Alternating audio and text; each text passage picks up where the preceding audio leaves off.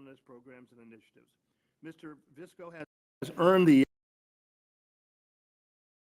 admiration and respect of his staff, colleagues of the Brevard County Board of Commission for his dedication, enthusiasm, professionalism, sense of humor, and hard work.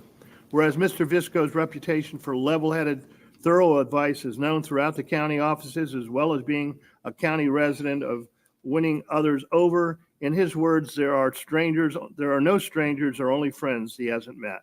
Now, therefore, be it resolved that the Brevard County Board of County Commissions do wonderfully wish him a wonderful retirement, enjoying his family's and endless personal days in his favorite sports team, the Ohio State Buckeyes, and the beloved New York Football Giants and the New York Yankees. Jerry, it's such a pleasure. I mean, when I came on board here just recently, I felt a little lost, and when we came and I saw you, you were just so warm and kind and pleasant. So just from a personal standpoint, I want to thank you for all your service to this county. Do we let Mr. Visco say a few words first? I think you need a motion. Oh, we need a motion to accept him for retirement. No, let's not do that. Let's keep It's even a resolution, vote on please. I'll this. make a motion. There's a motion on the floor. Is there a second? I'll second. All in favor signify by saying aye. Aye. Aye. All right, very good. Now, okay, help me out here. Now you can let him talk. I can let him talk. Thank you. I've got permission from my wingman on the left here. Jerry, please, if you'd address the county commission. Thank you. I want to thank the commission for the kind words and the recognition. This is it's really nice, and it starts to hit home when we have this conversation. That there are fewer days in front than there were behind, so it takes a little getting used to. I want to say a couple thank yous while I got the chance to be up here. Quick story: many years ago, I handed out work assignments to staff. I was getting a little pushback from someone that said, and they needed reassurance that this was going to get done. The job is easy. You got this. And the response I got was, the job is always easy, but the guy doesn't have to do it. Well, I've been very fortunate to be surrounded by people who know how to get it done and who do it. And I want to say thanks to the HR staff, past and present, for being there and doing the heavy lifting and keeping the organization up and running. It's made the journey that much easier. I also want to shout out to the directors sitting in the back. This county is fortunate to have a group like this, dedicated public servants, committed, professional. These guys know their stuff, and we're very lucky to have a professional core like that. And I thank them for their friendship and their camaraderie and continuing to get it done. I'm going to miss most of you. Maybe not Eddie.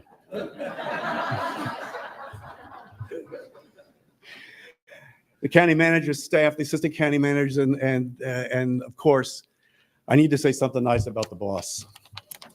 Give me a minute. No, Frank, been together almost 23 years. He saw something in a guy coming out of the corporate world that he thought would work here. He brought me on board. He showed me the ropes. We've worked hard. We've done a lot of good stuff together. I thank him for putting up with me for this amount of time and for being the leader that this organization has needed at the right time. Boss, you took us to the edge of the cliff. You pushed, and we flew. Thank you so much. Thank you so much, Jerry. How many people from HR are here today? All the people from HR, stand up if you would, please. Wow, that is just wonderful. Thank you. I guess we need to, Frank. Yeah, we're gonna go downstairs right now, and I think if the whole commission would join me, I would appreciate it. I'm gonna help you out here. I'm gonna let you guys out All right, first. fine. I don't run into you. Sure.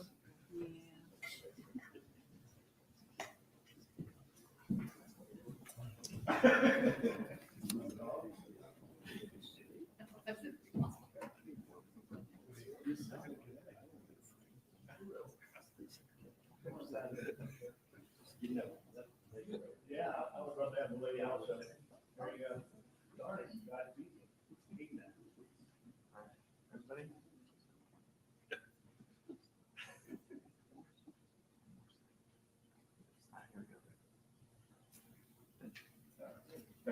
Thank you very much, Jerry. I appreciate it very, very much.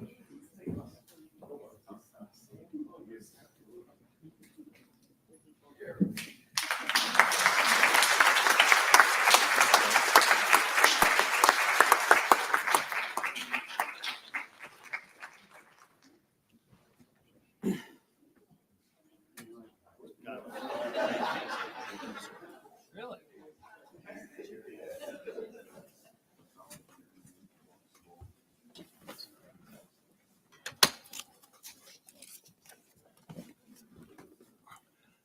Okay, I guess we're going to move on to the consent agenda.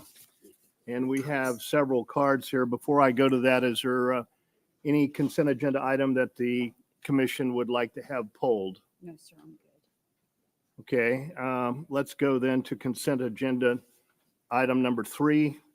And we have a card from Richard. Richard, are you here? There you are. Good morning, Richard. Hey, morning. Rick Heffelfinger, 2000 Juniper Drive, District 1. Wonderful District 1. I had, again, I'm not catching on real well. I was going to kind of ask some questions, or maybe you could fill us in, because this is an interesting one that somebody has donated property on Grissom Boulevard, and you guys are going to waive the Phase 1 environmental site assessment because it said you already kind of have an intended use for the parcel. And I assume this is Grissom widening. Is that a fair assessment? You could shake your head yes or no. Again, I'm going to ask questions. I know it doesn't work real well, but I just assumed this was. And I find it hard to believe that they just popped up out of the woods and approached you guys and said, we'd love to give you a piece of property for free, when they could have probably held you over a barrel for it. I probably would have held you over a barrel. I just find it interesting. And this happened back in December. So I just thought it was a little bit weird that they're throwing property at you, and we're talking about a Grissom widening. Just didn't know if you wanted to add anything to that or not. I guess I could use the last minute if anybody wanted to comment. No? I think we're good. I figured you were good, but you know what? I'm going to stand here anyway, because I got my minutes. You're welcome to. Nah, you know what? You can put your hat on I backwards won't, too if you I won't, want. because I'm going to ask you a favor later. So I'm going to yield my 40 seconds. Wow, there you go. All right. Consent agenda item number 6, Sandra Sullivan. You were hiding. I didn't see you today. I Good never morning, sit on that Sandra. side. It always got to be a little unpredictable. Sandra Well, Sullivan. you are certainly that, Sandra. South Patrick Shores. So glad to see that you dropped F9 that sort of corresponds and works with F8. But I just want to reiterate that as we look to our water, wastewater, and reclaimed water future, how important it is to protect what? I got his 40 seconds.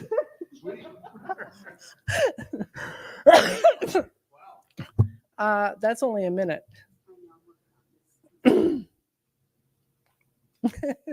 already cut us down from 3 minutes, and there's not even that many people here. It's ridiculous. So anyway, the point is that our wetlands are our aquifer recharge. So a few years ago, FDOT was talking about we're not going to have enough future drinking water for the growth that we're going to have in Central Florida. And what I see is the big thing you could do as a county is protect your wetlands. And I've sat here in this audience rambling acres where your planning department, planning and zoning, sent out a letter to the people within 500 feet and said, we can waive stormwater. And when you read that section of code, it says, except if it's wetland, which it was. So I just want to reiterate that it is so important as part of this planning to incorporate the protections of the wetlands for aquifer recharge. And I don't see the county doing it. Basically, it's just like, let's encourage the intensity development on our wetlands, and you're really screwing the future of the residents of Central Florida and Brevard by the direction of going to reclaimed water, sewage water for drinking water. Thank you. We'll go to consent agenda item number 7, and Richard, you're up. Rick Heffelfinger, 2000 Juniper Drive, District 1. You want to reset that? Thank you. Again, this is an F7. I just thought it was kind of interesting. I was hoping that instead of this going to consent, I was wondering if anybody could add the fact that this is to support a widening of the 528 down near Courtney, and you're grabbing a little bit of utility space, I guess, and giving that over to FDOT, because I assume they're going to encroach on that property a little bit.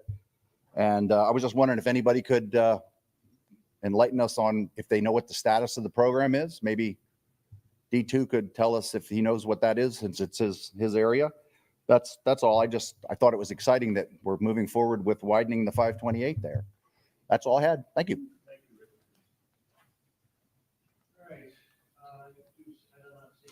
Cards, do I hear a motion to approve consent agenda? Motion to approve.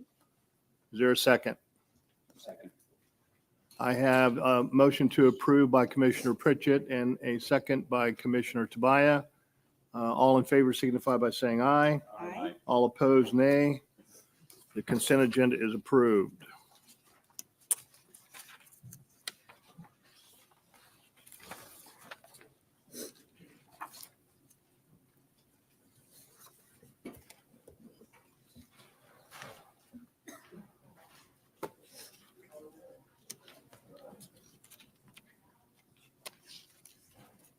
Where are we?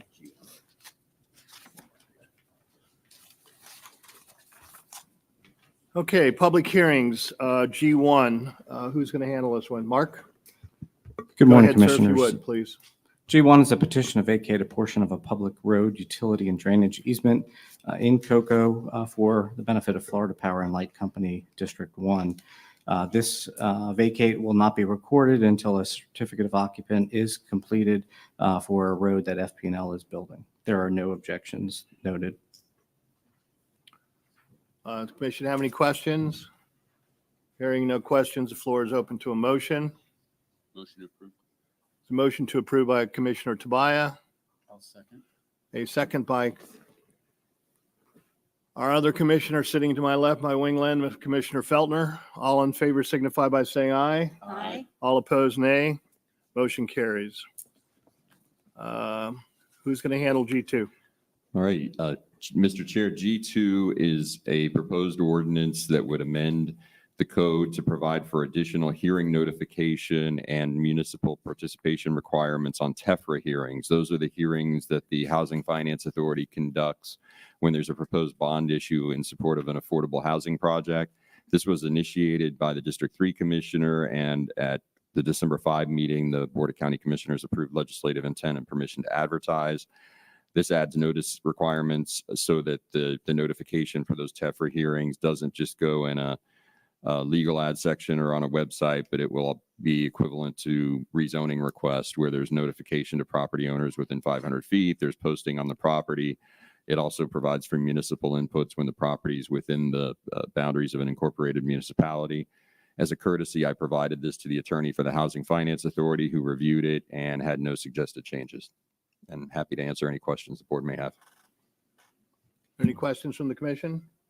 Just like some. Commissioner Tobias, do you have a question? I was going to make a comment and a motion, Mr. Chair. Go ahead. Well, I actually did not see these cards. I'm going to go back to it in just a minute. Okay, so you want to handle that first? and Yeah, I'll that'd make be the motion. fine. I apologize to John Rosenthal and to Richard. I think you were going to He has speak. Questions only, so I think just. Okay, you have some questions only on G1. Richard, do you want to ask any questions? I'm sorry. He's the guy liking the questions. Can I answer questions on this one? I was just concerned about, that's a big FPL and they're trying to take an easement out. I guess they're going to join the properties and do something. Can anybody tell me what their plan is there? This is G. Because Yeah, it's what- like right across from the parish, right? It's a big FPL. They bought up and they spent quite a bit of money buying up those properties. Does anybody know what the plan is for that? Or John, that do you have a secret? comment on this? Joining the property is essentially the reason they're looking to do the vacating that they're requesting. Yeah, because that splits a couple of those parcels, right? So they want to make them all one big one without any utility assessment, but we don't know what it's for. I know that the first two little properties right across the street are gas station, I think. Their own, they weren't recently purchased, but that was a lot of money to spend. I was just wondering if that's a power plant? Is that an FPL power plant? No? Commissioner Goodson wants to- Okay. Yeah, Commissioner Goodson, did you want to? Substation. It's going to be a A substation. power substation? Okay, well, that answers my question then. Thank you very much. There you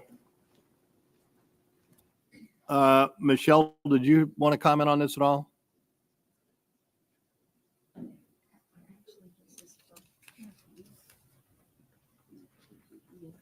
Thank you, Commissioners. Just a moment of clarity, it is going to be a service center. So just a service center for FPL. Okay, No, thank that- you thank so you. much. Appreciate it. No worries. That's all right. Don't worry about it. We're I good. do want to make a comment. Commissioner Pritchett. I do want to thank Florida Power Light and the county staff. You guys have been working on this a long time, and thank you for submitting with the road. That was a real important thing for our district up there. But this is a great project during emergencies and hurricanes. I appreciate it. Appreciate you all. Thank Thank you. you. On G2. Yes, dear, I'm sorry. I'll do- Thank you very much. Commissioner Tobias, did you have a comment? Okay, thank you, Mr. Chair. I just wanted to thank the county attorney's office for all the hard work on preparing this so quickly and the efforts made to create a more transparent system. And I'd like to make a motion to adopt the attached ordinance amending Chapter 2, Article 6, Division 3 of the Brevard County Code of Ordinance pertaining to the Housing Finance Authority to provide for additional TEFRA hearing notification and municipal participation requirements. There's a motion by Commissioner Tobias, seconded by Commissioner Feltner. Any discussion? Hearing no discussion. All in favor signify by saying aye. Aye. All opposed, nay. The motion carries. Okay, we're going to unfinished business, and I'd like Commissioner Pritchett to take the floor, if she would, please. I think, can we do one card?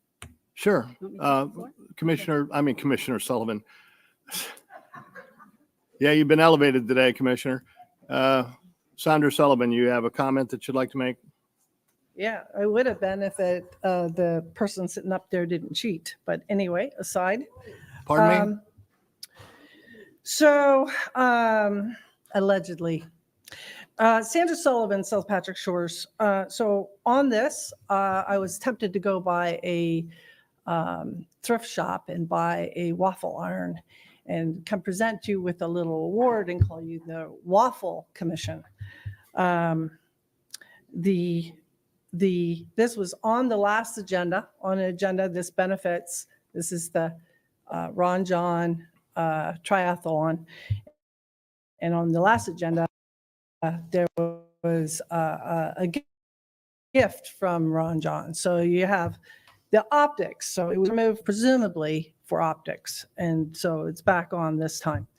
I just want to say, related to this and the optics of lobbying, that, I find it of no coincidence today in the paper that, again, the waffle side of it as it relates to like items like this, that the papers, you're no longer, the chair is no longer a lobbyist, but he's going to Tallahassee to lobby on behalf of the county, which just happens to be some of the issues that these clients had been requesting assistance of the state at the state delegates meeting.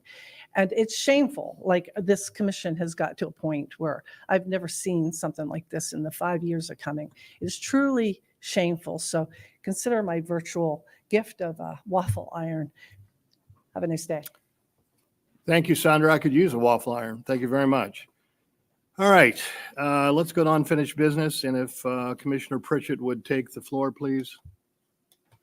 Yes, sir.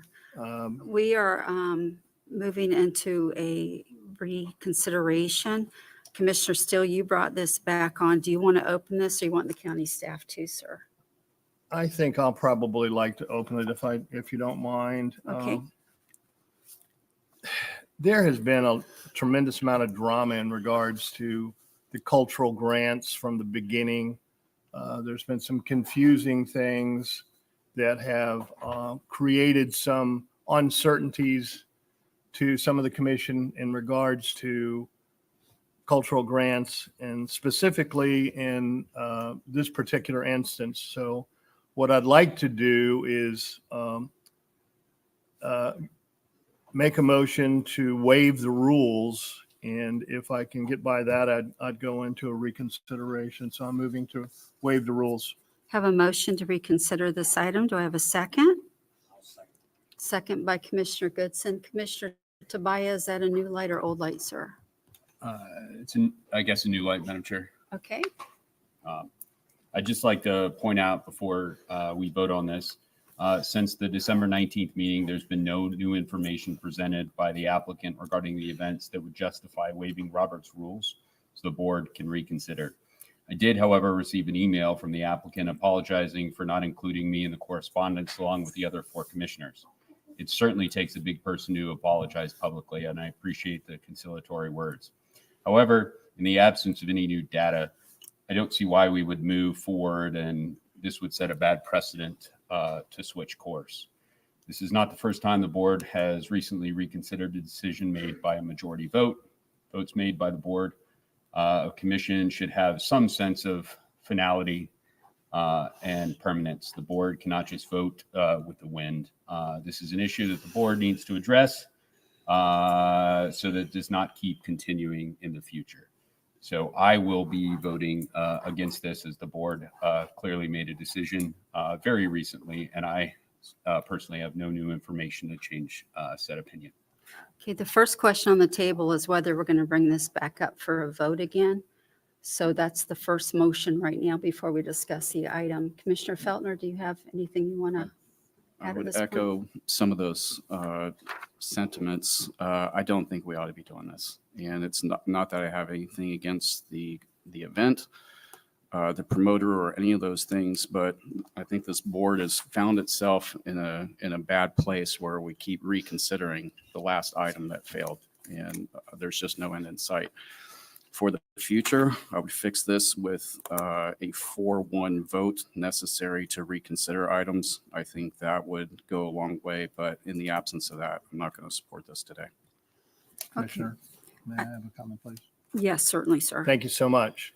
I'm going to take the blame for this. There's no new information. Candidly, what's happened with this particular item started out with some hard feelings between Mitch Varnes and Commissioner Tobias. I'm not saying on Commissioner Tobias' part, but basically what happened is that there was some new data or new criteria that came up, and I don't believe Mitch wanted to provide that to us. And as a result, the first time this issue came up, I basically said if we weren't going to provide that information, I was going to vote against it, and I did. The last meeting that we had where we voted on this issue, I don't know how I missed this, but I thought that criteria was not brought back to the commission. And that was the reason why I voted against this particular issue. I did go back after the hearing, after I talked to some people from Cocoa Beach and a variety, and not Ron Johns, Ms. Sullivan, the mayor, and a variety of other people that really enjoy this particular event, and that it also puts 1,200 heads in beds. I decided that I was neglectful and not hearing that he did provide all the criteria. So I'm eating a little crow today because I made a wrong decision to not support this issue the last time. So that's the reason why I would like to waive the rules and motion for reconsideration. So that's where I am, and I hope that the commission sees that would give this another look today. So I'm finished with this. Okay, I have a motion on the floor to reconsider, and I had a second by Commissioner Goodson. Is that correct? Okay, for reconsideration, all in favor, say aye. Opposed? Nay. Okay, we're going to reconsider it at this point and decide whether we're going to support the item. I want to go ahead and make a comment here real quick before we get started. Mr. Barnes, are you here? Sir, I'm going to need you to fill out a card, but if you would come up, that would be great. I think it is a good project. I think we desperately need to work on getting better information. We're giving out grants this large. But I do want to make the comment of the office of commission should always come with a certain type of respect. Whether you like me or not, the office needs to have respect. And in this nation that we have right now, I'm just going to go ahead and get on a platform a second. With the way we treat each other, it's just not okay. People just slander people personally. And in local levels, these are good people.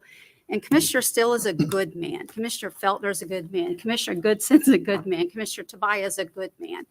And so, if we have disagreements in policy, that's one thing. But when we get personal, I have great concern for that with the character of people coming up, even trying to get any information out. So, sir, before we even get started, I'm going to request that you would publicly give an apology for some of the things with Commissioner Tobias. I read some of the newspaper things, and it really concerned me. And we had a gentleman up here one time just say some things. They came back with a heartfelt apology, and it made a really big difference. So I'm going to ask if that's in you right now for me to move forward, and I'm going to give you the floor a second, sir. Well, thank you, Commissioner Pritchett. I did apologize to Commissioner Tobias for not including him in the original letters. That was an oversight on my part, I would say. But again, going back to what Commissioner Steele just said, in the December meeting, I had submitted everything on time. My grant requests meet or exceed all criteria that were seen by the other ones. I've been doing this a long time, and this does put 1,200 beds or heads in beds, legitimately verified. When people enter our events, we know where they're staying. What we don't know is how many people come with them. So we really just use one person, but we know that in general, 2.5 people come to these races, and they stayed 2 to 3 nights. So I think the spend, what the Board of Tourism came up with, is just on a single person for our events, they're spending about $120,000 all total. So you multiply that times 2 or 3.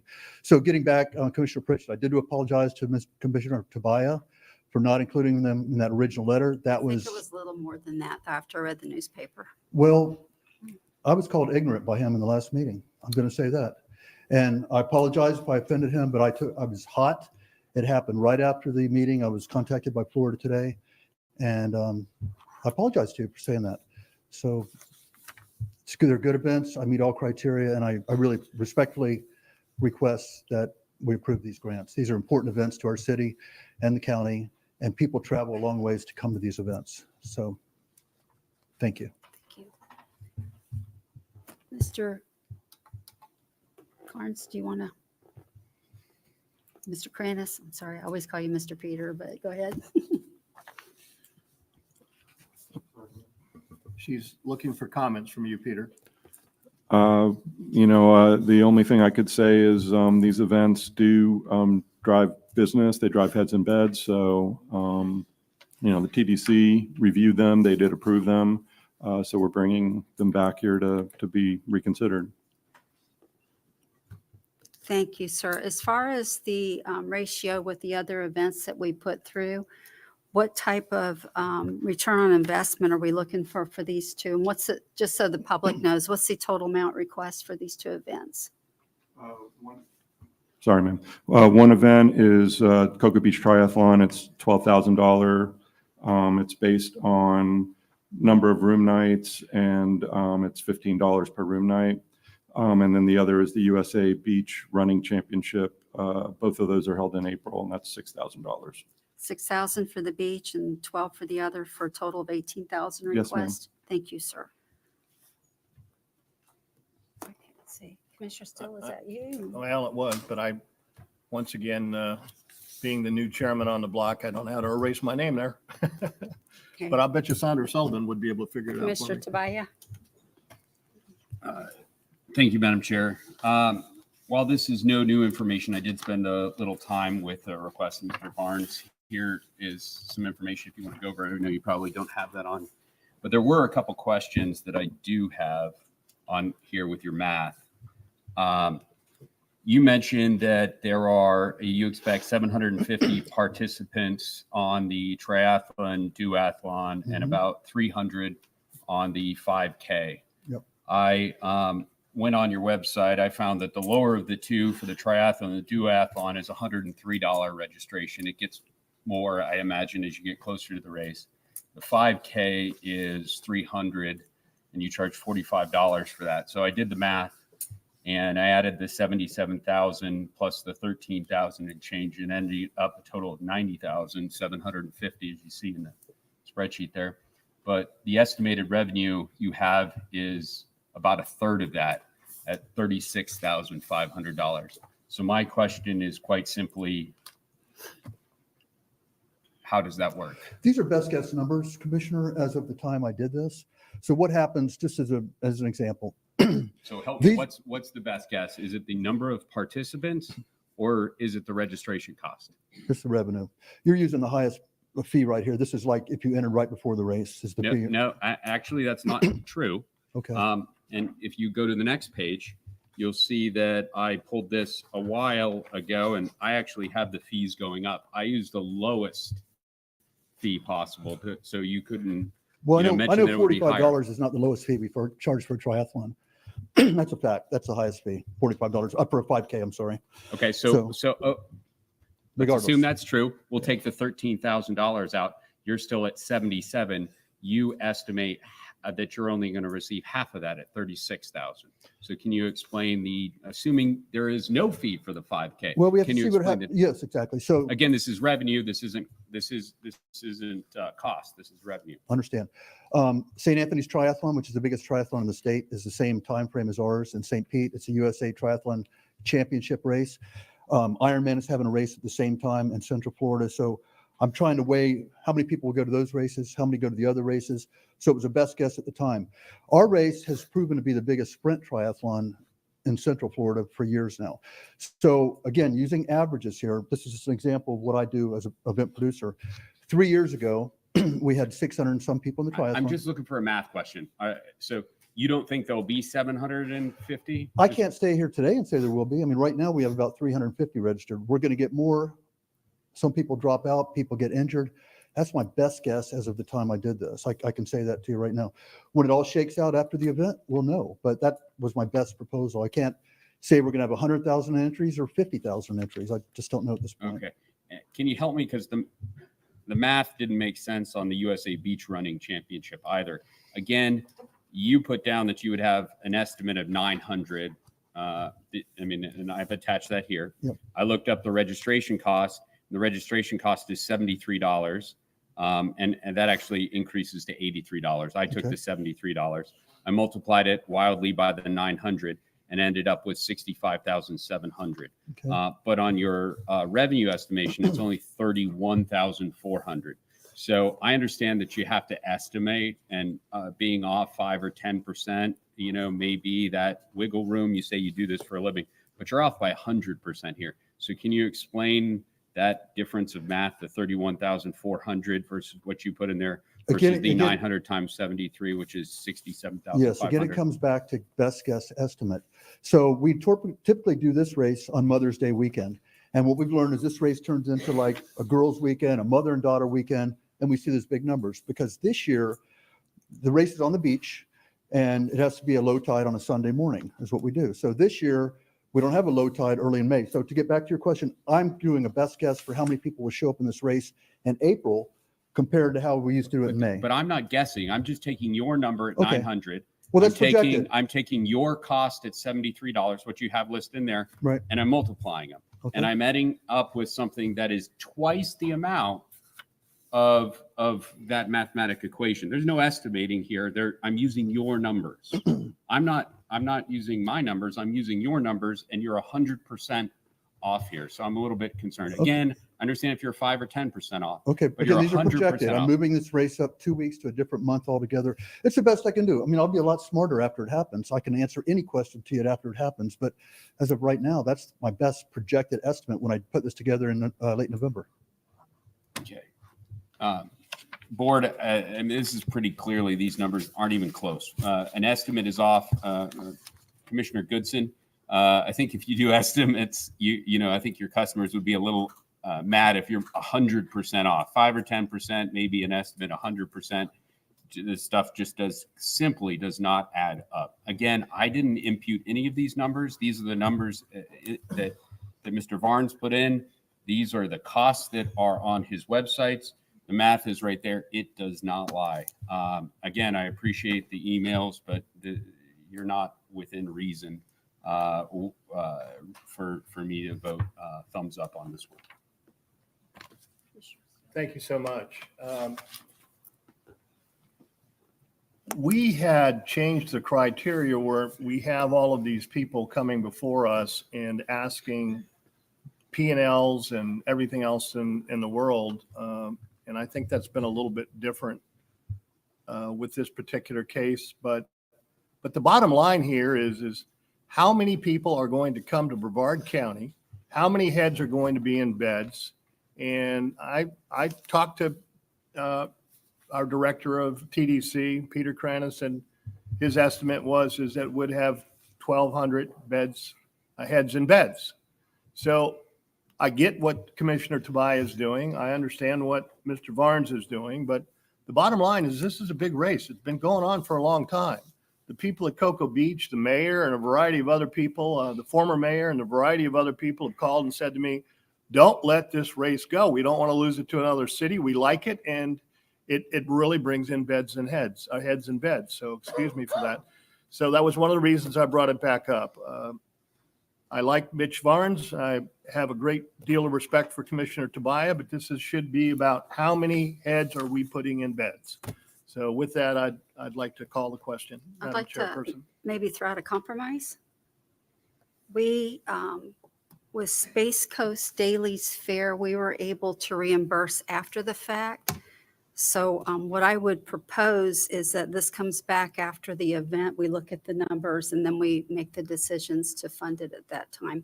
Would you have the funds right now to do it? And then we would reimburse if we found that we hit these Well, numbers? that's how, Commissioner, that's how it always works. I'm reimbursed by the TDC after the fact, always. No, it's not, but it's a way to compromise right now. So this doesn't go completely away on you. Oh, no, I'm sorry. This is no different than what normally happens if it's reimbursed after the fact.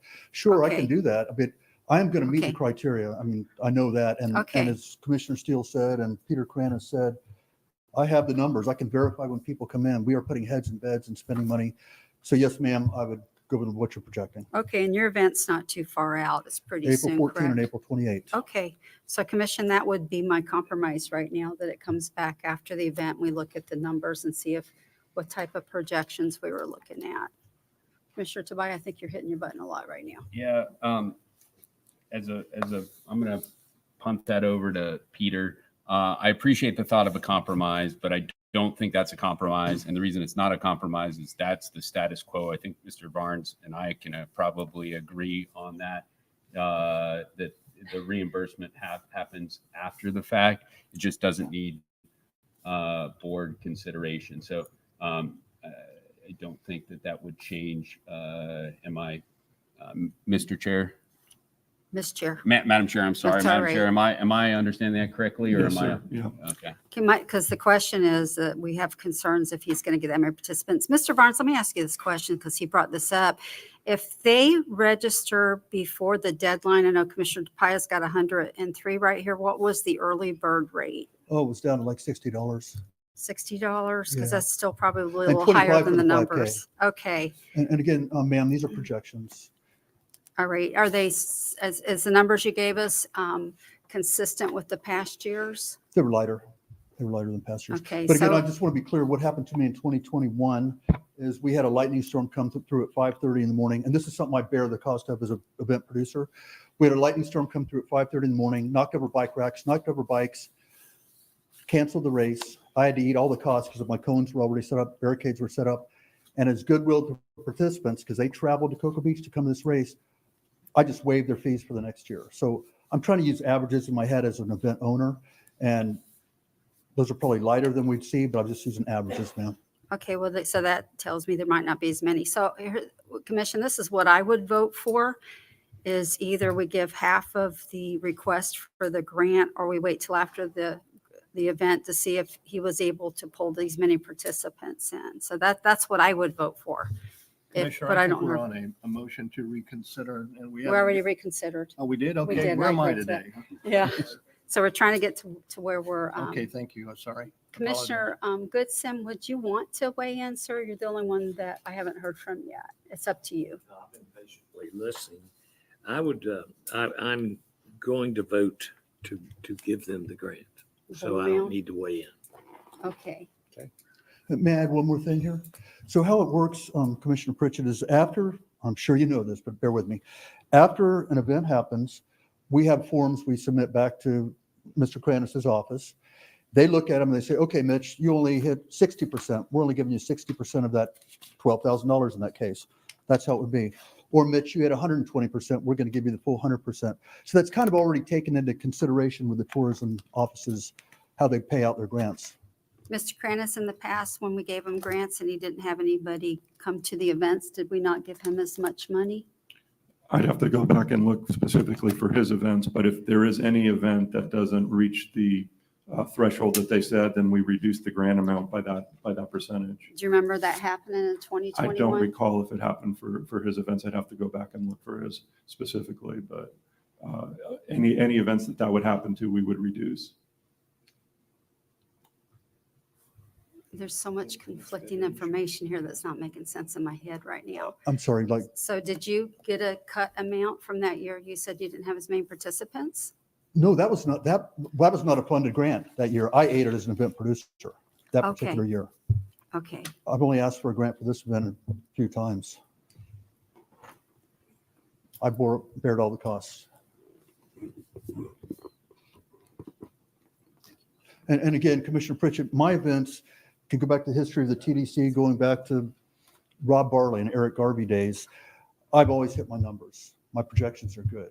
I know, so that's what concerns me when you're using that for why we didn't turn in correct budgets. I'm adamant right now on getting good budgets in. Yeah. And so that I do have that concern. So Commissioner Still, I do like the project, but if we put it out today, I'm not going to vote in favor of it. So it might be an advantage to wait on it again till we get new data, better data on what we think the real projections are. Because You talking budget data? yeah. And I don't care if people make money, but we got pretty precise on getting good information in before we do this because it's still taxpayer dollars. So in light of that too, I do have that concern now. Not that I don't think it is a good project, but I think if we let everybody just turn in not good estimates, I think this isn't a good estimate you turned in now. Especially if you said the pre-amount was not that much less. So Commissioner Still, I'm just letting you know that's where I'm going to be. So if you count the votes, it might not be good to make a motion on this at this time. So that's what I'm just telling you. Commissioner Still. I'm speechless. I mean, I think that we're in a position where whatever the numbers are, those are the numbers, and the numbers will be turned in at the end, and they will get that amount. So I'm not so sure why you're so dead set on. Because they had to put the numbers in to be able to have us But- vote but- on the grants. and- But you can't put the numbers in until all of the participants sign Oh, up. I could do a good budget based on past historical events, and I don't think this was necessarily, I think you could have done better. I think you're telling us right now you probably could have done better as well. I could have been tighter. So Excuse me, ma'am. I think it might be better if you go back and redo that, give us back those numbers, and then we vote on it. I think that would be probably have a little bit better of an outcome for me because we are holding everybody to this now. We did the same thing to the fair. We did the same. We're making everybody do this. So I think if we wait a meeting and you come back with some numbers, you might have a better outcome for me, but I don't know. I'm just trying to count votes for you, sir. And again, if I can just add, this is the criteria the TDC is putting heads in beds and spending money. That's what I'm doing. I can prove and Yes, sir, verify but if that. we're giving you And again, I'm being $18,000. held to a higher standard than the No, other six we're applicants. holding everybody to this right now. We changed the criteria. We had a problem before with air shows. This came up and we changed it for the large events. So this is something we're changing now. And we're Okay. trying to get this set up to move into the future with these large grants because there are large amounts of money coming in now. Not that I don't think it's a good event, but I I think we need to see that. Commissioner Goodson, sir, you want? Yeah. I just don't understand why we're going to postpone it again when the best insurance you have is if he doesn't produce, he doesn't get the full 18. It's not like you're talking about $180,000. And if he's performed before, and if he doesn't perform this time, he's going to get less. That's the way I understand. Is that correct, Peter? Yes, sir. Thank you. Well, I think he'll probably pull them in, but we set up this criteria for people turning these in with good faith. And I can't ignore it. Commissioner Tobias just brought up with 36,000 in estimated revenues. And again, if we waited a time or two and you come back, a meeting or two, you come back with it, and we've got the numbers in, I probably will be a little bit better at that You're looking for time. the head and bed numbers, is that correct? I'm looking for your estimated Okay. revenue provided in the budget that you gave us. This is a lot of, it's a big, again, I don't mind if you Yeah. make money, but if we're telling everybody they got to do this, I'm an accountant. I don't want to people turning in just half-shot estimates on budgets. But I I'm know how being to do a scrutinized to a budget. level that the other people that just got the sports grants from Oh, us no, tonight. we scrutinize them. He looked at those? Oh, Commissioner yeah, Tobias looked at those? we scrutinized Okay. the boat show. Well, and- that was a major grant. I'm talking, we're a little grant. I know, but we're doing Okay. it with everyone right now. This is $18,000, still pretty nice size grant. So I think, again, they can take the vote now, but I'm not going to vote in favor of it until we get this fixed. But if you table it and you wait a couple weeks, there's a chance that I'll vote for it. Okay. So that's kind of where I'm at. Thank you. Commissioner Steele. Move to table. Have a motion to table? Second by Commissioner Goodson. All in favor, say aye. Aye. Opposed? Nay. We're going to table it to the next meeting, sir. Thank you for having me. Mr. Barnes, if you will just get that back in and fix those numbers, that would be good. Do I work with Mr. Kranis on the timeline on that? Okay. Yeah, but you could probably, can you have it back by next meeting or do you need more time? I can get it to you as soon as you want it. Okay, And I'll Okay, use my sir. best guess as of today. okay, That's all I can do. but make it the best guest. Okay. All right, thank you. Thank you. Commissioner Steele, you're on. Thank you very much. Let's go to the next wonderful thing on new business. And that is, I have a card here from Vince Lamb. Vince, would you come up and explain to us what we're doing here with this letter to the Nature Conservancy? Thank you very much. Appreciate having this opportunity. Craig Wallace, Larley Thompson, and I visited all 5 of you back in August of 2023. During that visit, we mentioned that a small group of concerned citizens with the support of the Lagoon Coalition are moving forward to encourage a referendum renewing the Save Our Indian River Lagoon program in the November 24th ballot. So this activity is progressing, and the next step is a voter survey led by the Nature Conservancy and the Trust for Public Land. This survey will determine the willingness of a voter sample that represents the county demographics to pass the referendum. Similar surveys for Brevard County referendums in 2016 and 2022 were taken, and we went through this process, and they came out very close to predicting the actual vote results. This survey requires absolutely no Brevard County funding. The sponsoring organizations requiring this letter that is attached to the item on your agenda to be signed and sent by the commission chair. These organizations are providing 70% of the funding for the survey, and the balance is being contributed by our concerned citizens. The Brevard Indian River Lagoon Coalition will be helping with the fundraising. Your vote today to send this letter requesting a voter survey does not imply that you favor the Save Our Indian River Lagoon referendum in 2024. Perhaps your vote indicates that you would like to have this information before you are asked to vote to put the Lagoon referendum on the November ballot. Thank you, Vince. Yeah. Appreciate it very much. Richard?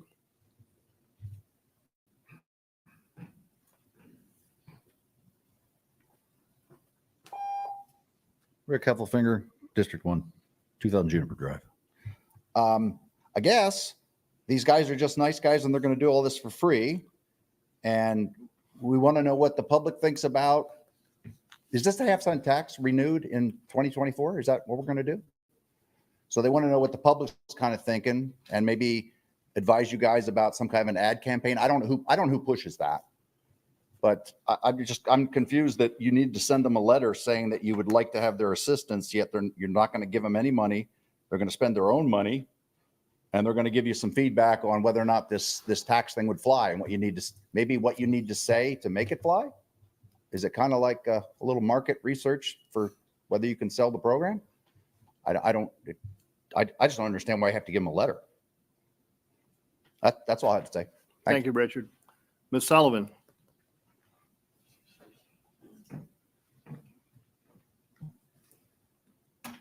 Sandra Sullivan, South Patrick Shores. So this is what was done last time we had the Save the Lagoon tax, which had been actually in the newspaper as intended to be a muck tax, but got remarketed as a lagoon tax.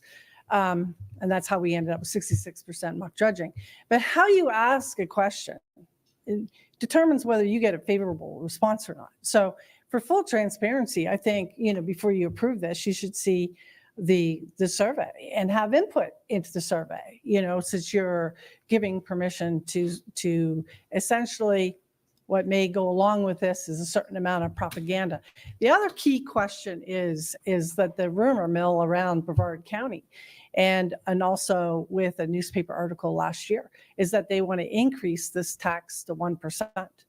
And so for full intention, it should be disclosed here. Are they pursuing a half-cent sales tax to get feedback on a half-cent sales tax? Or are they pursuing a one cent sales tax? Thank you very much for your comments, Ms. Sullivan. Okay, let's go to reports, and then I will go to the Mickle Road issue, if you don't mind. County Manager, do you have a report? Pardon me? Oh, yes. Yes, I apologize. Yes, right. Correct. Do I have a motion to be able to send this letter? John, do you want to say something fast? Yes, please. Yes, sir. The letter is not needed for the Nature Conservancy or the Public Trust to offer advice or assistance to the county. They certainly can do that on their own accord. I'm not willing to put my name on this, but if any individual wants to send such a letter, that certainly is fine with me, and I'd support any one individual authority to do so. Therefore, I've passed out here a letter that would be just on behalf of an individual commission or commission office instead of the entire board. If I was looking at data, I would hopefully look at data from an objective third party. I pulled up the Nature Conservancy, and there were multiple times where they speak for their advocacy. And while advocacy is great, it's not necessarily great when you're looking at an objective third-party measure of how the public may be thinking on one item again. So I can't support this letter going out on behalf of the board. But if Commissioner Steele or any other office would want to do that, I'd certainly support them doing that individually, but there would not need to be a motion in order for any individual office to send that. So I'd be voting no on the letter itself, but support if anyone who does it individually. Commissioner Feldner? Well, I share a similar sentiment, only in that I'm not sure what the letter is supposed to do. There could be many different groups, and I assume there'll be lots of groups who will weigh in on these issues as the board considers renewing the tax or whatever, putting that before the voters. So I'm not sure I understand the purpose of the letter also. Let me explain the purpose of the letter. The purpose of the letter is we're going to be going into meetings here in the next couple of months on whether or not to put this referendum on the ballot or not. And as a result of that, I would like to see the Nature Conservancy's comments in regards to what is going on here. What do you think the possibility of it being accepted is? What do you think the possibility of it being rejected is? This is information that's important. We are not paying a red cent for this. But let me tell you something else. Somebody else is paying for it, And it's going to be, it's not going to cost the county anything other than get us information. So I would like to have the information before we go into a situation for voting on whether or not we put this stuff on a referendum. I think it gives us a good indication of what the general public might say. And the Nature Conservancy is a very, very good group to be able to look into the crystal ball and give us that information. So that's the only reason why I think the letters from the county commission is being requested. TNC said, you send us a letter with the chairman signing it, and we will go ahead and do the report. Follow up. Yes, sir. I just assume they're going to weigh in anyways when the time comes. And so I'm not sure why we need to pick one group above another. Also, when you're talking about what the public thinks, I think we'll have a pretty good idea of what public sentiment is by that time when we're considering whether to put the issue before the voters or not. And then finally, I think you have historical data. You can look at the past election. That's a pretty good indicator of future events. So that referendum has already gone before the voters. So for all those reasons, I'm not sure. Again, I understand the purpose of the letter. So Thank you. Commissioner Pritchett, do you have something you'd like to say? Yes, sir. From voter intent in the past, they've almost overwhelmingly voted for this item. Commissioner Steele, if you want to send this from your office, Mr. Lamb, I'll send that one from my office as well.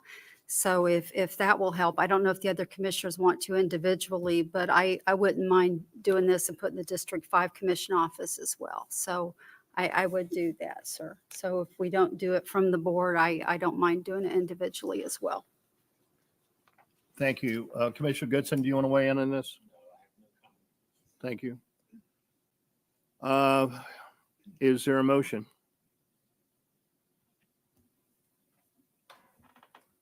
For you to just send a letter from your office, I'll send one from mine. No. Is there a motion where we are sending a letter with me signing it as the chairman of the county commission with a majority vote by the county commission? I think that's what the Nature Conservancy would like to see. And if we pass it, we pass it. If we don't, then we can send the letters on our own. Okay, well, I'll make the motion. I'm not sure we're going to pass it, but I'll make a motion too. That's okay. My Okay. betting average isn't very good today anyway. I made a motion. Okay, there's a motion on the floor by Commissioner Pritchett. Is there a second? Mr. Chair? Yes, the sir. Point is the motion to send it as a board or is it to send it individually? I'm He sorry. wants to do it as a board. As a board. Okay. Thank you. Okay, hearing no more further discussion, is there a second on that? Was there a second on that motion? Commissioner Pritchett, would you take the commission, please? I will. Are you wanting to make a second, sir? Yes, ma'am. Okay, motion and a second. All in favor, say aye. Aye. Opposed? Nay. Motion fails. It's yours again. Okay, thank you very much. Let's go to board reports. County manager, I have no report. county attorney, No report, Mr. Chair. Commissioner Pritchett, No report, sir. Commissioner Goodson. No, sir, no. I'm going to skip over Commissioner Tobias just for a minute. Commissioner Feltner. Report. I don't have a report. I have a request. If we could take a 5-minute break before we could go to all the cards. So that's my request. Okay, let's just do, if your report, no report on you, no report on me, and we will take a 5-minute break and come back to discuss the very interesting and situation on Micco Road, the Micco Road Bridge. Thank you.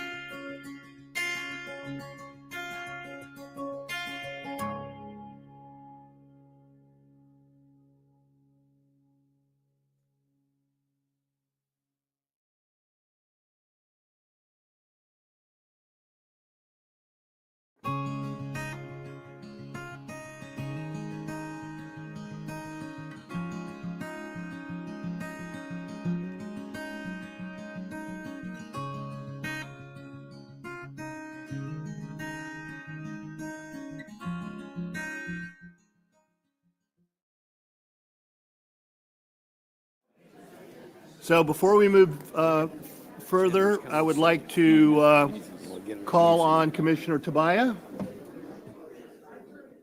We're going to move forward here. Thank you. Oh. Thank you. Commissioner Tobias, you have the floor. Thank you, Mr. Chair. I have one regular board report before I jump to the vice chair. And this is a positive one. In November, Chair Pritchett sent a letter on behalf of the board to 3 CRAs asking for further clarification on their budgets. These considerations are the City of Rockledge CRA, Titusville CRA, and Cape Canaveral CRA.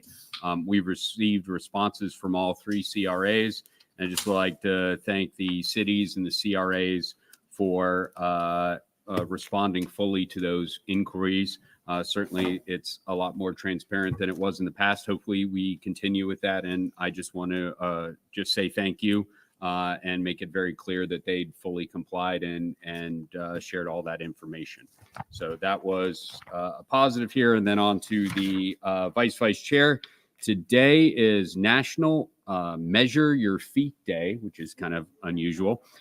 Useless Florida fact: Florida Everglades, containing 1.5 million acres of sawgrass, marshes, mangrove forests, hardwood, hammocks, and wetlands, is the largest subtropical wilderness in the United States. Everglades National Park, a UNESCO World Heritage Site, is the only place on the planet where crocodiles and alligators coexist.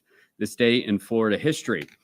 Former Governor Charlie Eugene John passed away on this day in 1990. In 1953, upon the death of Governor Dan McCarthy, John, the President of the Senate, became Florida Chief Executive. He ran unsuccessfully in 1954 in a bid to complete the remainder of Dan McCarty's term as governor. The Johnson administration encouraged highway construction and eliminated tolls on overseas highway between Miami and Key West.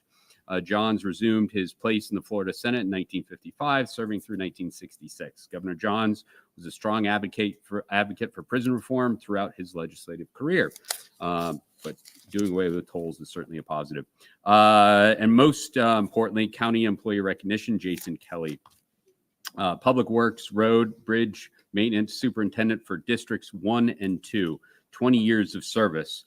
Comments from the District 2 office. The District 2 commissioner would like to recognize Jason Kelly for being very helpful, responsive, and doing an excellent job for District 2. Jason started his career with Brevard County Public Works in 2003 as a general repair technician. After serving in various roles, he was promoted to landscape and herbicide superintendent in 2015, area manager in 2019, and maintenance superintendent in 2023. Over his 20-year career, Jason's strong leadership skills and ability to organize work groups for optimal production has made him an invaluable member of the road and bridge program. Some interest: Jason is an avid fisherman, both salt and freshwater. He's also married to Rachel, and they have 2 wonderful kids, Emily and Grant. When Jason's not coaching kids in soccer, the Kelly family loves to travel. Jason is also a big Alabama Crimson Tide football fan, as well as Jacksonville Jaguars. So, Jason, if you're here, stand up. Thank you for your service.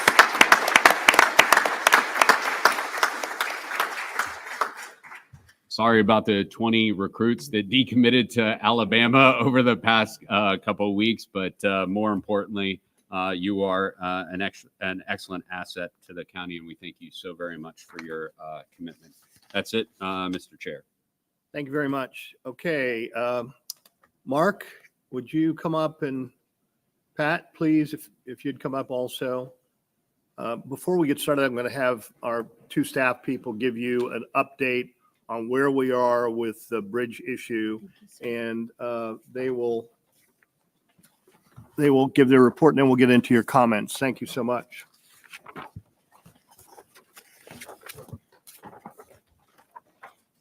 Good morning, and thank you for letting me take the opportunity to address the Mico Bridge project in advance of the public speakers on this topic. Mico Bridge is an 85-year-old culvert-type structure built in 1938 with corrugated metal arches and wood piles.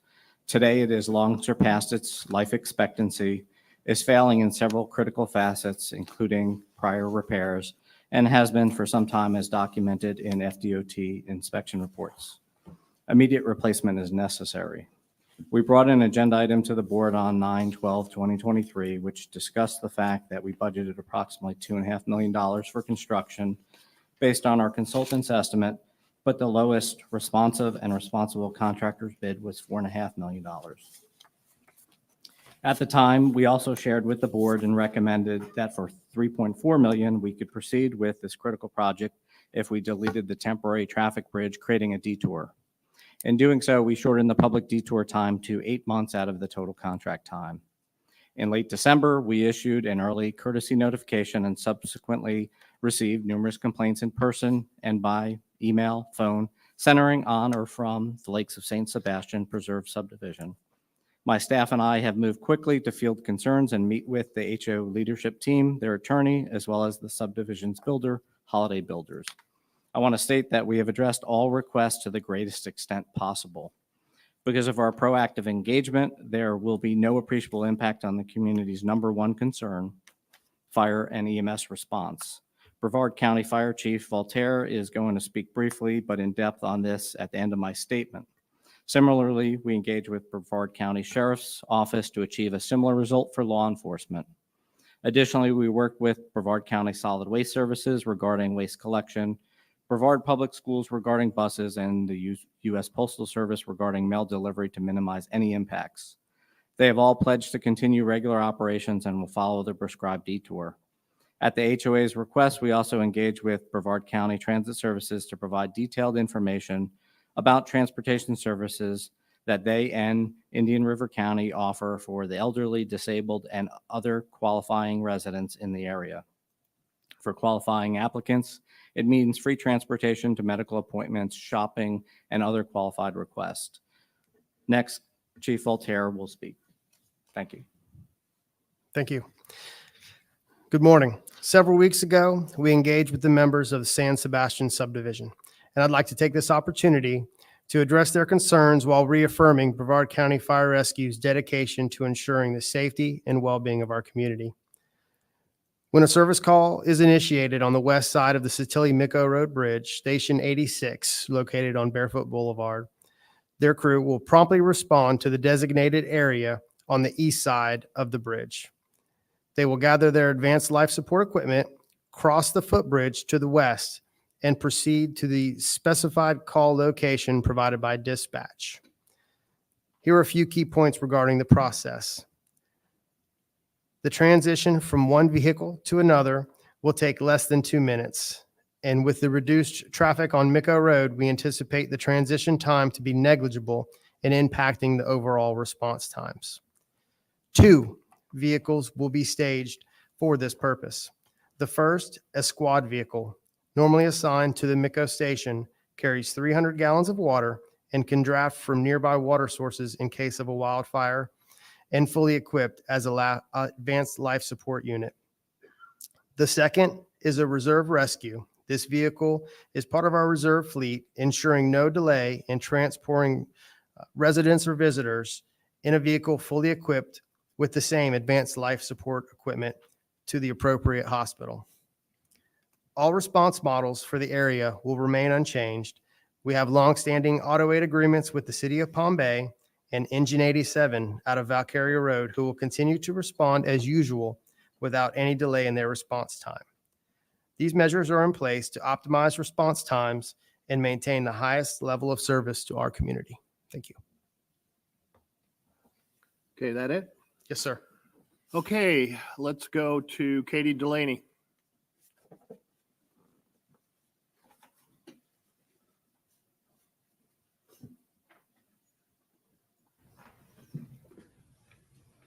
Katie, I think we're going to get you a bedroom here so you can stay over. You certainly are passionate about your issues. It's I nice am. to see you again. Nice to see you. Thank you. I'm actually not here today on this Micco issue. I'm here to, first of all, good morning, commissioners. The more research I do looking into the North Brevard Economic Development Zone, the clearer it is that this is taxation without representation. I'm asking this commission to dissolve NBEDS entirely. Anything NBEDS is doing can be handled by the EDC without this extra layer of not government, but bureaucrats or whatever. I don't say that with ill intent. I'm also here to speak with you all about how we are dealing with wetlands in Brevard. Last week, I had the opportunity to speak with some legislators from other counties in the state about this, and to say they were shocked is putting it lightly. We have major flooding issues here in Brevard that historically we didn't have in the past. And I think a huge contributor to that is our wetland mitigation process. This must be looked into to save people's investments. This is a real opportunity for this commission to prove that you are here to protect people's interests and not the corporations. There are 2 properties in the city of Cocoa that are surrounded by county land and homeowners. These homeowners will be greatly affected by the development of these 2 Cocoa properties.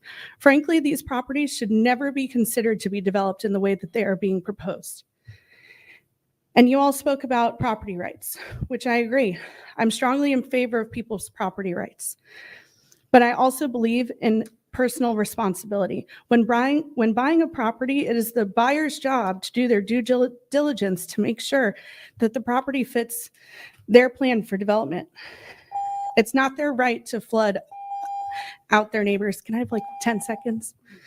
I'm asking this commission to use their No, power we're gonna have to- bestowed upon them Katie, by we're- their court-ordered agreement. Thank you. Katie. I appreciate it. Sorry we can't give you more time. Stephen Schlitt. I must give you a little bit of transparency. I used to work for Mr. Schlitt at Caldwell Banker, and he's one of the nicest gentlemen I've ever met. Stephen, it's nice to see you. Thank you. I am here to talk about the Micco Road closure. I do, although I live in Vero Beach, I do own 3 homes in the Lakes at St. Sebastian and have tenants that this will greatly affect. The bridge that we're talking about, you're probably aware, is about the width of the support columns in this room. The detour, the shortest detour to get from the Lakes at St. Sebastian to visit a friend in Barefoot Bay would be the distance from downtown Melbourne to the Sebastian Inlet Bridge. That's the shortest detour that's available. For that reason, I think that it is appropriate that the Public Works Department be asked to relook at this and say, does it really take 8 months? Have they produced a Gantt chart that shows that there aren't any gaps in the process, and they're doing it in the shortest time possible? Other places, as I sent to you as a letter, such as the Sanibel Island, had 5 breaks with major bridge collapses, and they restored all of those within 3 weeks. Admittedly, they had the state and FEMA involved, but there's no reason that if you go back to the contractor, ask them to tighten up that Gantt chart, take out any gaps, and get the road closure that is such a long distance to shorten it up. Thank you. Thank you. My best to Linda and your family, Steve. Mark Levine. Sounds like a famous guy. That's my radio host. There you go. So, first, I want to say thanks. I've kind of witnessed some things this morning, and it kind of opens your eyes. So I appreciate everything all of the commissioners do to help us. Living in the Lakes of St. Sebastian, I moved up here from Brevard County about 2.5 years ago. Love the peace and quiet and the lower taxes. So thank you for that. In this particular case, I would like to kind of ask for the commission to reconsider the cost of what they're doing with this bridge. The inconvenience, the threat to wildfires. Yes, emergency services has kind of worked it out as best they can. There will be delays. There's no doubt about it. When you look at this from a map, it's obvious that all of the services are going to be delayed. A lot of us in the Lakes of St. Sebastian have friends, neighbors, family, emergency care. Me, I just had a stint in. For me to get to my doctor now is an additional 50 or 30 to 50 miles to go around and then just go home to a doctor appointment. with all due respect, I'd like to ask that the commission reconsider and we're not looking to stop this project because we know the bridge needs to be replaced. Please reconsider and come up with some way to give us a vehicular, let me say that, yeah, a vehicle bypass. So I appreciate your time. Thank you. Thank you, Mark. Robin Hadaway. Always nice to see you, Robin. Good morning. Thank you for all you do and put up with on this commission. And thank you to staff for the attention they've put into this. I'm Robin Hadaway with the law firm of Lacey Lyons Rosenka. I'm here on behalf of Holiday Builders. As you may know, they've been building in our county for 40 years. They have asked me to come here today in support of the residents of the lakes at San Sebastian and stress their concerns of being negatively impacted of the project. Again, we'd ask you to reconsider the possibility of a bypass to minimize the restriction of service and access both for emergency and daily life. And we want the residents to know that we do support them and we value our history and also our future going forward. This is going to be a growing area of Brevard. I think we've already seen. And I think, you know, we always have the challenge of balancing our low taxes that have already been recognized, but also the needs of our citizens. And I think in this circumstance, the value of balancing even a 20-minute delay in the instance of a healthcare emergency with a senior population really can mean a big change in outcomes for our seniors. So thank you for your time and thank you for listening to our residents. Thank you, Robin. Sandra Sullivan.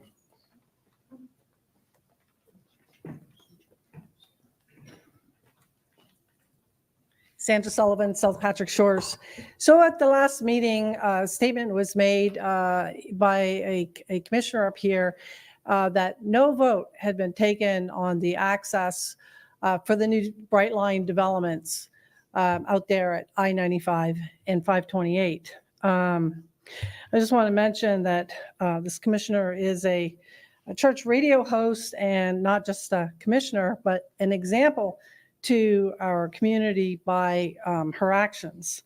And to reiterate that the county is built on faith, of which sinners will always be forgiven.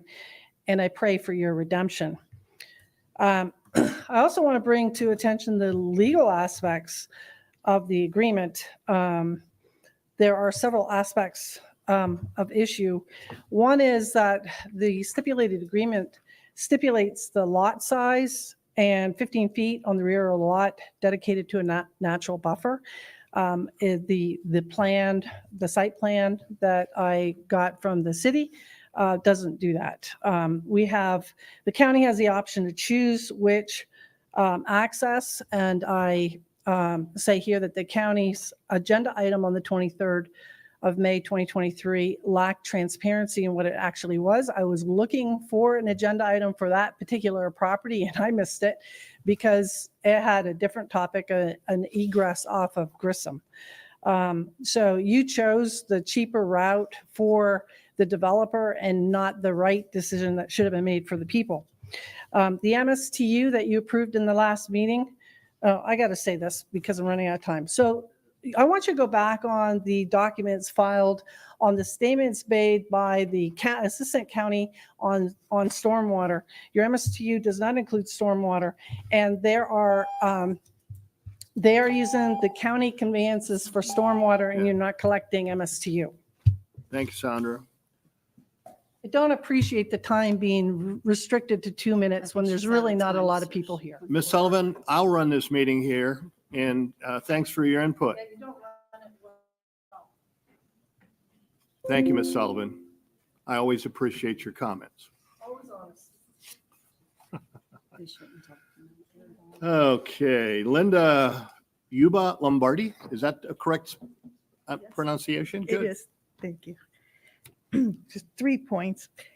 Micco Road West is vulnerable to flooding, fire, and smoke, and residents from families with babies to folks in their 80s should not have to fear being literally trapped with no way out in case of such an event. But even if we're lucky enough for that not to happen, a failure to provide a new bridge, which certainly is needed to support development planned along Micco West, should not be at the expense of the 163 families that already live in the area.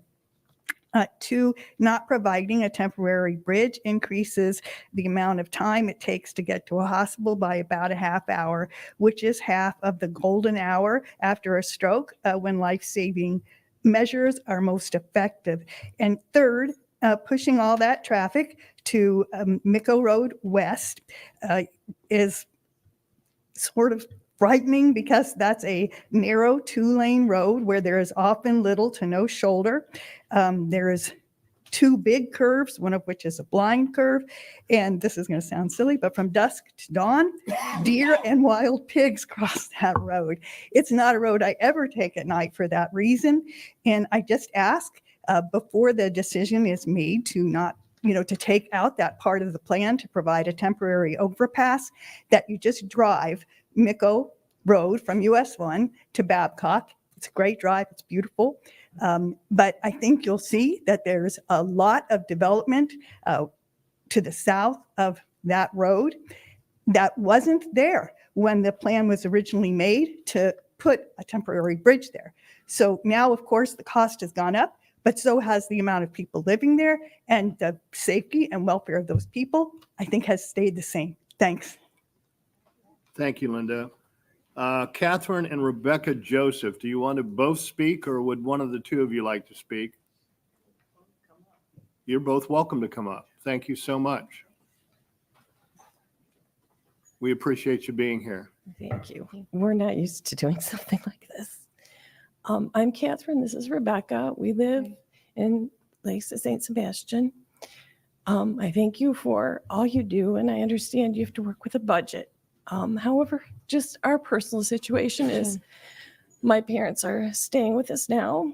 My father has fallen 3 times in the last 4 months. Rebecca also has issues, and what was a 9-minute trip to the ER is now going to be a 30-minute trip to the ER, and it scares me. There's a lot of elderly people in the same situation. I know they're doing the best to get the emergency service to us, but it's still going to take that half hour to get them to a hospital. It's just a very scary situation to live under, and I know if you had a loved one in the neighborhood, you would be thinking about this maybe a little bit more. I ask that you would reconsider the temporary bridge. I know it's a budget issue, but I'd hate for something to happen to someone because they couldn't get to the help they needed in time. Did you want to say anything about that? Yeah, basically, I mean, I personally think this is very important because my grandparents are elderly, and she's seen one grandmother fall and die in because front of it. my eyes. And she's so. very afraid for her other grandparents that are with us right now. So please consider that temporary. Thank you. Catherine, Rebecca, we appreciate you speaking also today. Thank you so much. Nicole, is it Grabner? Yes. If you'd come up, we'd appreciate it.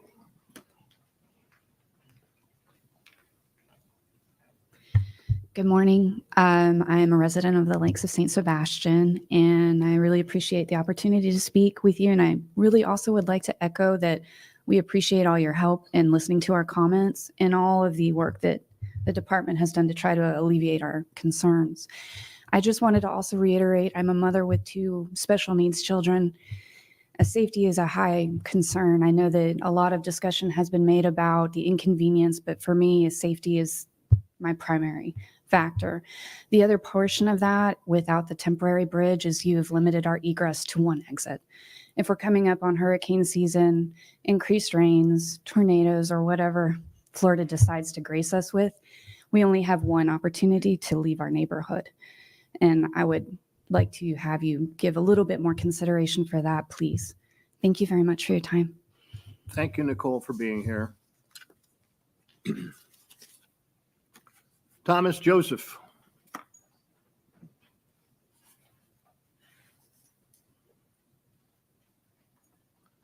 Good morning, Thomas. Hey, good morning. I'm Tom Joseph. You met my wife and daughter. I also live in Lakes of St. Sebastian, and I'm here just to urge you again to reconsider. I've heard before this that you do reconsider some of your decisions before, and this is an important one. I don't think adequate due diligence was done concerning removing the temporary bridge. It's really a matter of safety. It's inconvenience is secondary, but safety, and like other people have said, one egress route is just inadequate. And I know they've tried to put some Band-Aid help on with walking bridges and a piece of equipment. Those are inadequate. I mean, they wouldn't really do much for any kind of wildfire or any house fire, to be honest with you. So we're really just asking you to look in your heart and think about what you can do to include this temporary bridge. It was originally there, and I think the reasons that it was originally there are still valid. To just remove it because of an obsolete quote, I think is a disservice to the community that needs the help. That's all I had to say. Thanks, Thomas. Janice Pacific. You will be Pacific. Yes. Oh, that's specific. Thanks, Janice. Thanks Yeah. for being here. I'm a resident of the Lake St. Sebastian. I'm a retired wildland firefighter, EMT, state training fire manager who spent my career training wildland firefighters as well as structure firefighters on how to fight a wildfire. So I'm not speaking as an ill-informed person. The F-350 brush truck isn't capable of hauling a patient, which you talked some about that already. But is it a diesel truck that you can't just start up and move immediately? Usually they have a warm-up period. All the trucks I managed had to be warmed up. It's not going to be any use on a house fire. It's 300 gallons. The engines that I managed could not hook and pump from a fire hydrant. They can use the hydrant to refill their 300 gallons, but that is not going to do squat on a structure fire. Wildland fire concerns with the bridge completely removed. We only have one way in and out now. So if a wildfire decides to cross Micco Road, or firefighters may decide to close Micco Road because of the fire, we're stuck in place. While it's true we have roads and green space around us, that doesn't help when we have people who are sensitive to smoke and need to get away from it for health reasons. For example, retired wildland firefighters like me and my husband who spent our careers eating smoke. We're very sensitive to it. It doesn't help in the neighborhood where homes are up against the wildland at the edge of the preserves. Dense brush and tree areas has significant fire fuel that can burn and will burn in the event of a wildfire. Some of these homes are close enough for radiant heat to damage or burn their homes. We've heard from the county at previous meetings stated that we won't get fires because it's been a wet year here. If you understand wet years and how that increases the 1 hour fire fuel growth, it's easy to see that when they do dry out, there are then more light fuels and burn like crazy and will create more ladder fuels that put the fire up into the trees, which causes the problems with the fires. And maybe you can move grant money from races over to bridges. Thank you, Janice.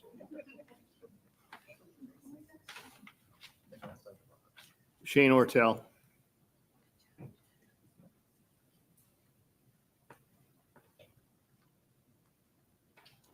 Howdy. Also a resident at St. Sebastian. I find it interesting that you hold an event planner's feet to the fire when he blew a budget by some money, and you don't hold your public service people or your public works people feet to the fire when they blow a budget by double. That's 100%, not 10%, 20%, or 40%, but 100%. Did they miss this budget by? At that point, they should have been sent back to the drawing board to refigure that budget and get a realistic quote. 8 months is insane for this project. I think that the fact that you guys decided to yank our safety and our quality of life out of this budget over $1 million is wrong. And I think you need to reconsider that. You're putting all of our lives in danger. You're really messing with our quality of life. We do have a lot of old people that live in that neighborhood. That neighborhood wasn't there when these guys, I guess, started this project. It is now, and there's 160 homes being occupied. And that's just our neighborhood. We also have Deer Run to the west. I don't know how many people have been in that subdivision, but they're also affected by this. So this thing is a real problem for the people that live there. And I think the fact that you guys did this, that you voted on this without maybe having the knowledge of how many people were living there, you take it upon yourselves that if somebody does have a house burnt down, if somebody does get killed because now they're driving an extra 40, 50 miles both ways on a road that's not real safe, as previously mentioned, that's on you guys. And I think you need to reconsider your decision to take that bridge out. We need vehicular access in and out of there from that side of the bridge. Thank you. Thanks, Shane. Is this Betty Ortel? Is that correct? Is it Betty?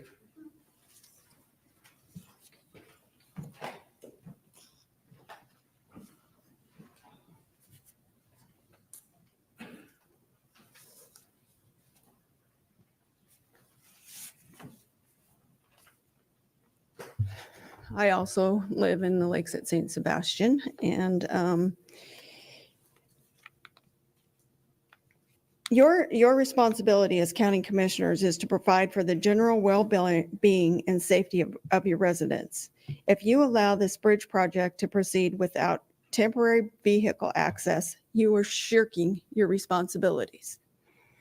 I know over the next 8 months to a year, I will be living on a hope and a prayer that our neighborhood stays safe, that there is no hurricane, that there is no wildfire, and that no one from our community dies from lack of EMS services. I would not want to be in any of you guys' shoes. I would not want to wake up over the next year and a half or 8 months to a year knowing and praying, you guys praying, that there's no hurricane and there's no wildfire that affects our lives. I wouldn't want to carry that guilt of someone dying on my shoulders if this happens. As I said, your responsibility is to provide safety and well-being to all residents of Brevard County.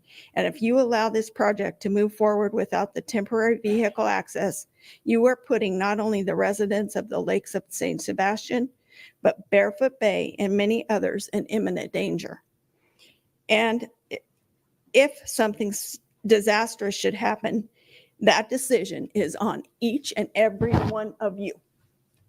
Thank you. Thank you, Betty. Richard Weiss.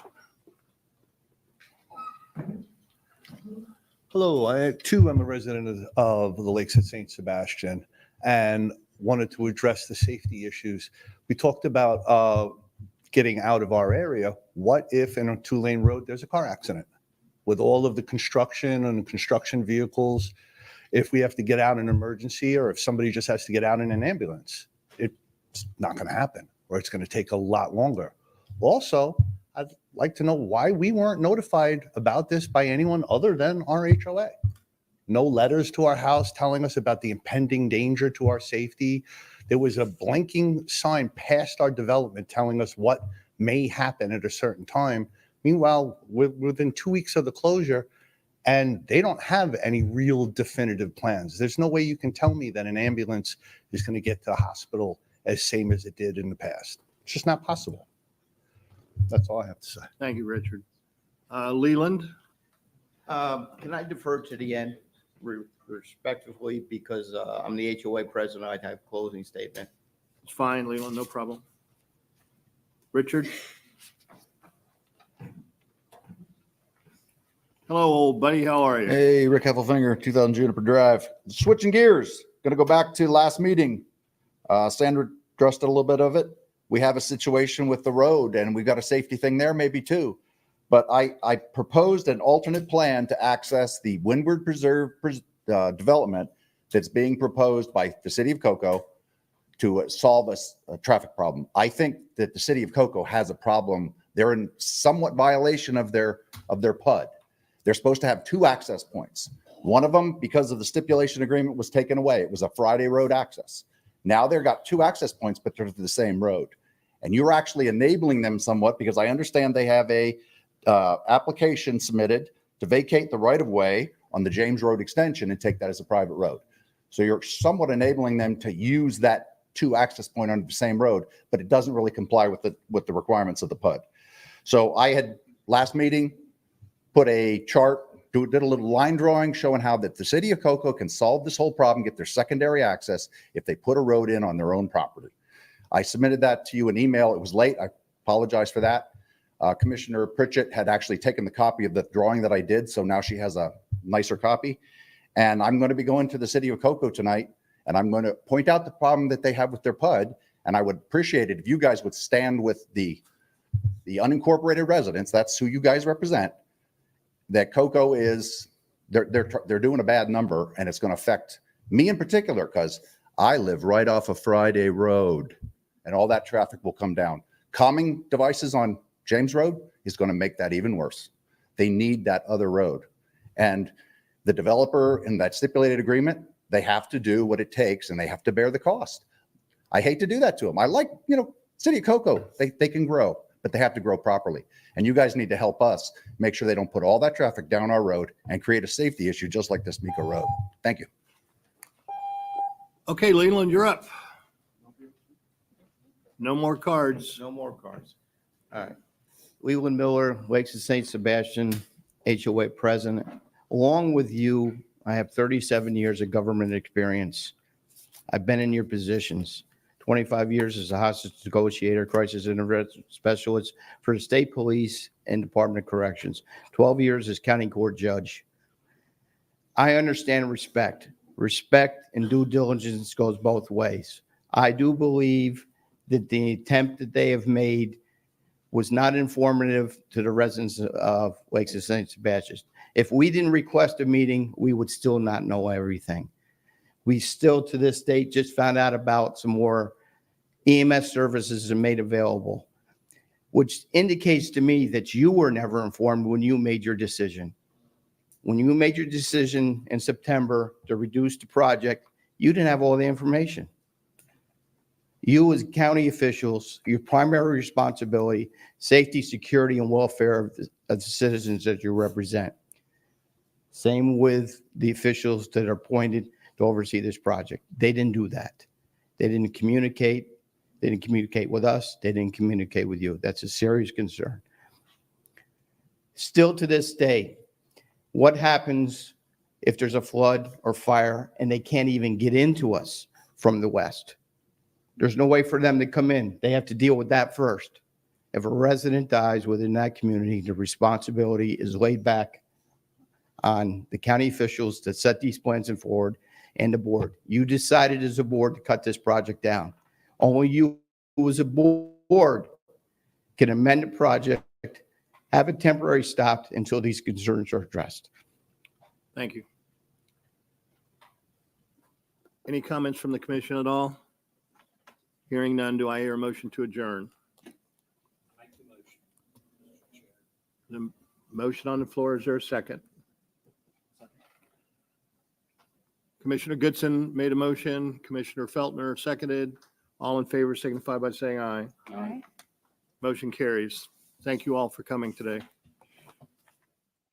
The opinions expressed by any member of the public during any period of public comment do not necessarily reflect the views or opinions of the Board of County Commissioners of Brevard County, Florida, Space Coast Government Television, or the program